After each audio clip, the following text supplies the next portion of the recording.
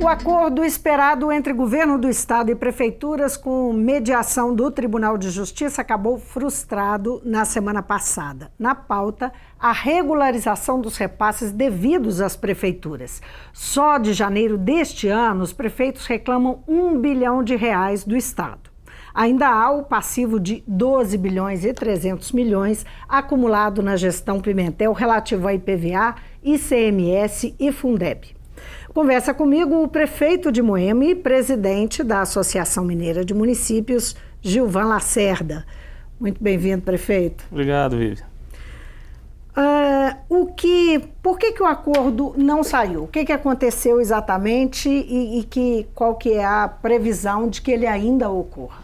Porque um acordo ele precisa ter as duas partes ceder, né, para poder chegar num consenso. E o Estado está tentando impor o posicionamento dele. Ele veio com uma proposta e não cedeu em nada, e para os municípios não é interessante desse jeito. Qual era a proposta? Porque é melhor para nós esperar receber isso judicialmente, como a gente tem grande chance de receber, porque o nosso direito é líquido e certo. A proposta do Estado é regularizar os repasses de agora em diante. Isso a gente está falando dos repasses constitucionais. Nós não estamos englobando dentro desse acordo as parcerias, convênios, repasses que o Estado tem para com os municípios. Isso só vai ficar para um outro momento. No início. Só IPVA, ICMS e a parcela do Fundeb contida nesses dois dinheiros, que é do município na origem. Nós estamos negociando um dinheiro que é nosso.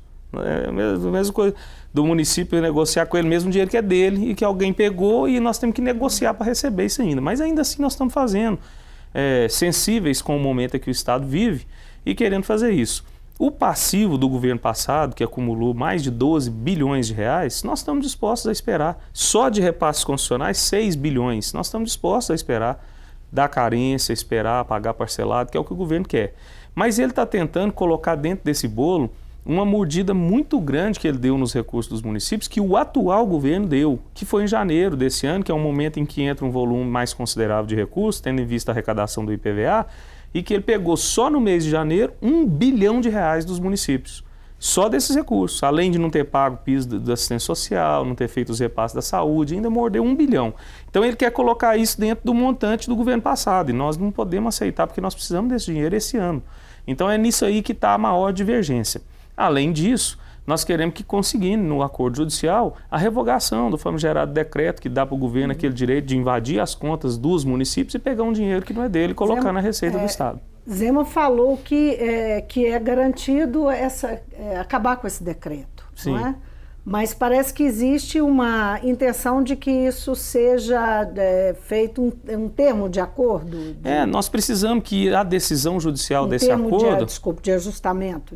Na verdade é o acordo judicial, né, que nós estamos fazendo perante o Tribunal de Justiça. A gente quer que fique consignado nisso lá, porque um decreto é muito fácil para o Poder Executivo, o chefe do Poder Executivo, ele cancela um decreto hoje, amanhã faz outro. Então nós queremos que isso esteja expressamente previsto no decreto para que o governo do Estado não tenha mais esse direito de invadir as contas do município. E que daqui para frente, se ocorrer novamente, a gente tenha direito de um bloqueio imediato nas contas do Estado para não precisar se arrastar e fazer essa novela que fez. Porque o governo passado, em 2 anos de bloqueios, ele bloqueou 6 bilhões dos municípios só de repasses constitucionais, ICMS, IPVA e verbas do Fundeb. Agora, esse governo, em um mês, bloqueou 1 bilhão. 1 bilhão em um mês. Então, os municípios que já estavam desequilibrados financeiramente com essa situação que vinha se arrastando há 2 anos, acabaram de cair no chão com essa mordida tão voraz que o atual governo fez nas nossas contas. Agora, prefeito, você falou que está negociando o que é devido às prefeituras. Agora, essa negociação tem um motivo concreto, que é a situação calamitosa das contas do Estado. Não é? Isso não é segredo para ninguém. Pode-se chegar a uma situação, quer dizer, há uma preocupação de chegar a uma situação que, digamos, a Justiça dê ganho de causa aos municípios. Com certeza. Você fez a referência de que é líquido e certo, mas a gente tem visto acontecer situações que há o ganho de causa e, ainda assim, quem deve não paga porque não tem. Essa é uma preocupação? Não, mas não é bem assim, a parte não paga porque não tem. Porque esse dinheiro que nós estamos reivindicando, ele não é um dinheiro que o Estado tem que arrecadar e fazer caixa com ele para repassar para nós. Ele é um dinheiro que pertence ao município na origem, que a Constituição fala que ele pertence ao município e que ele foi desviado para o caixa do Estado. Então ele é um dinheiro nosso, nós não temos que esperar o Estado arrecadar, como é o caso das parcerias. Por exemplo, no caso da parceria que o governo do Estado tem com a gente na assistência social. O Estado tem que ter uma arrecadação para ter o dinheiro para pagar aquela convênio que ele fez. Nós passamos a ser, vamos dizer, um credor dele naquele convênio. Agora, na questão do ICMS e IPVA, o dinheiro está entrando, é nosso e eles estão desviando a finalidade. Por isso que é líquido e certo, nós vamos ganhar todas as ações. Só que a Justiça tem um tempo, uma burocracia para poder isso acontecer. Então, por isso que nós estamos dispostos a fazer os acordos. Mas nós vamos ganhar todas. Vai levar tempo? Vai. Que tem os graus de jurisdição que tem que ser respeitados, tem os recursos que passa, o Tribunal de Justiça suspende ou liminar, a gente faz outro recurso, vai para o STJ e vai ganhando tempo. Mas no final nós vamos ganhar todas. Tanto que todas as decisões até agora, no mérito, foram favoráveis aos municípios, porque é inquestionável que esse dinheiro pertence ao município. Nós não estamos pedindo ao Estado, o Estado está quebrado, está falido. Eu estou entendendo o que você está dizendo, mas eu estou dizendo ainda uma outra coisa, que na medida que se desvia o recurso para se pagar outras coisas, o caixa continua zerado. Sim, o caixa mesmo o dinheiro tendo entrado, mas o que ele zerado ou deficitário. O que o Estado está cometendo é um crime, porque não pode. A mesma coisa de uma pessoa tá apertado com o dinheiro dele para pagar a conta de energia da casa dele, pagar o supermercado dele, e ele ir lá e pegar o dinheiro do vizinho dele, porque ele tem que pagar uma conta de energia. Por exemplo, quando demagogicamente o governo fala que tem que escolher entre pagar prefeituras ou pagar servidores, ele sabe que isso não tem nada a ver uma coisa com a outra. O servidor entra na escala de pagamento de credores do Estado, assim como nós entramos na questão dos convênios e repasses. Mas na questão do ICMS, do IPVA, nós não entramos nessa escala de pagamento, que são recursos que não constituem receita corrente líquida do Estado, não pertencem ao Estado, estão sendo indevidamente apropriados ao Estado para pagar coisas que são da escala de pagamento. Então, a metade da nossa dívida, que é a parte de convênios e parcerias, entra nessa escala aí. Nós não estamos questionando essa dívida, não. Essa aí nós estamos caladinhos, não estamos nem cobrando. Essa entra, se é isso que vai pagar, se é aquilo. Mas os repasses constitucionais não pertencem ao Estado. O Estado está se apropriando indevidamente de um dinheiro que não é dele. Agora, em relação, você mencionou os 12 bi e 300, que é o passivo do governo Pimentel. Esse aí, a ideia é parcelar, negociar de forma que fique parcelado o débito? Isso por quanto tempo? Nós estamos dispostos a chegar, ainda não chegamos num consenso de tempo. O governo apresentou uma proposta, nós estamos apresentando uma contraproposta essa semana, porque quando ele englobou junto com o que ele confiscou esse ano, nós nem apresentamos possibilidade de parcelamento, porque nesse nós não temos conversa, nós não vamos parcelar. Tem que ser dentro desse ano para pagar. Então, nós nem fizemos uma contraproposta. Mas nós estamos dispostos a esperar dar uma carência, esperar o governo fazer esse ajuste, o regime de recuperação fiscal, dar uma estabilizada na economia do Estado para começar a pagar e depois pagar em parcelas sucessivas por um tempo. O passivo, lá do governo passado. Mas o que ele está mordendo esse ano, nós não podemos esperar isso. E esse acordo deve ser fechado, enfim, encaminhado ainda essa semana? Ou a gente estava com uma audiência marcada para quinta-feira de conciliação, mas como não houve o consenso, nós pedimos a suspensão daquela audiência e o adiamento, para poder a gente tentar chegar num consenso. Para a gente ir para a audiência já com alguma coisa desenhada, mais próximo do que atenda aos municípios. É claro que nós vamos ceder e muito, estamos cedendo e muito, mas o Estado também precisa ceder um pouco para poder a gente chegar no consenso. Mas já tem data? Não, nós vamos estar peticionando lá hoje no TJ para aguardar a marcação da próxima audiência. Agora, os prefeitos, a AMM, teve um encontro em Brasília com a equipe econômica, não é? Sim. Qual é a expectativa dos prefeitos em relação enfim, ao que a equipe econômica pode fazer pela situação dos municípios e como é que foi, quer dizer, o que foi conversado lá? O Estado está pedindo um socorro para a União, né? Está propondo o regime de recuperação fiscal que vai passar aqui pela Assembleia, tem que ser aprovado aqui e nós vamos ser diretamente afetados por isso. É claro que se o Estado se equilibra, consequentemente ele não vai precisar mais massacrar os municípios nas suas finanças para poder socorrer seus buracos. Nós fomos lá reforçar esse pedido de socorro a Minas Gerais em geral, mas pedir também que o governo federal coloque como requisito ao Estado de Minas para a aprovação desse regime de recuperação fiscal, para o apoio que o governo vai dar, que o Estado de Minas regularize seus repasses e pare de ingerir nas administrações locais dos municípios. Porque não justifica o governo federal socorrer o Estado e o Estado continuar. Foi pedido que faça pressão sobre o governo do Estado? Foi pedido que isso seja colocado... O governo Bolsonaro faça pressão? Não é nem fazer pressão, é colocar como requisito formal da aprovação desse regime o Estado está regular com os municípios. Porque De renegociação da dívida. De repasse dos recursos aos municípios, regularizar os repasses. Porque não justifica um ente da federação, Estado, pedir um socorro ao ente maior da federação, União, enquanto ele não está respeitando o regime federativo com os municípios, está se apropriando de recursos que pertencem aos municípios. Então nós fomos lá pedir explicitamente que a equipe econômica do governo federal coloque como requisito básico de aprovação do regime de recuperação do Estado de Minas Gerais a regularidade dos repasses para com os municípios. Foi o pedido principal que nós fizemos. E como é que foi recebida essa conversa? Foi recebido muito boa, foi uma conversa muito boa. O ministro da Economia, Paulo Guedes, tem uma visão muito assim, moderna de como deve ser a federação. Ele vê que a nossa federação está falida também, que é uma pirâmide de cabeça para baixo, que o município é quem presta a maioria do serviço e a União é que fica com a maioria do dinheiro. Por isso que o dinheiro sai pelos ralos lá em Brasília e desviam milhões e bilhões e nós que estamos com a prestação do serviço ficamos aqui só com a dificuldade do negócio. Então precisa redistribuir isso melhor, clarear melhor as atribuições de funções, principalmente na área da saúde, que o Estado tem o dever, mas não se sabe onde que é a União, onde que é o Estado, onde que é o município. Então, ele acredita numa reconstrução do Pacto Federativo e isso nos entusiasmou muito.